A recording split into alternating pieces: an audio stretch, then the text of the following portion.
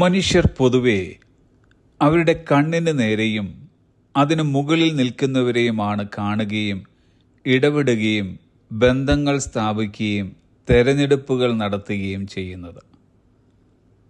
ഇസ്രായേലിൻ്റെ രാജസ്ഥാനത്തിൽ ശൗലിന് പകരം മറ്റൊരുവനെ അഭിഷേകം ചെയ്യുവാൻ കൊമ്പിൽ തൈലം നിറച്ച് ദൈവം പറഞ്ഞതിനനുസരിച്ച് ഇശായിയുടെ ഭവനത്തിൽ പ്രവാചകനായ ശമൂവേൽ ഇപ്പോൾ നിൽക്കുകയാണ്. മുഖവും പൊക്കവും നോക്കിയുള്ള ഒരു മാനുഷികമായ നിലയിലുള്ള തിരഞ്ഞെടുപ്പ് പ്രവാചകനായ ശമൂവേൽ നടത്തുവാൻ സാധ്യതയുണ്ടെന്നറിഞ്ഞ ദൈവം ശമൂവേലിനോട് പറയുകയാണ്.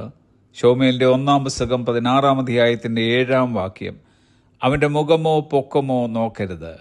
മനുഷ്യൻ നോക്കുന്നത് പോലെയല്ല, മനുഷ്യൻ കണ്ണിന് കാണുന്നത് നോക്കുന്നു, യഹോവയോ ഹൃദയത്തെ നോക്കുന്നു.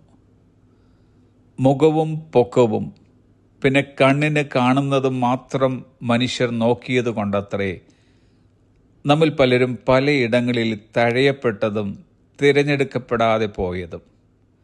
എന്നാൽ ദൈവം ഹൃദയത്തെ നോക്കിയത് കൊണ്ടത്രേ നാം ദൈവസന്നിധിയിൽ തിരഞ്ഞെടുക്കപ്പെട്ടതും.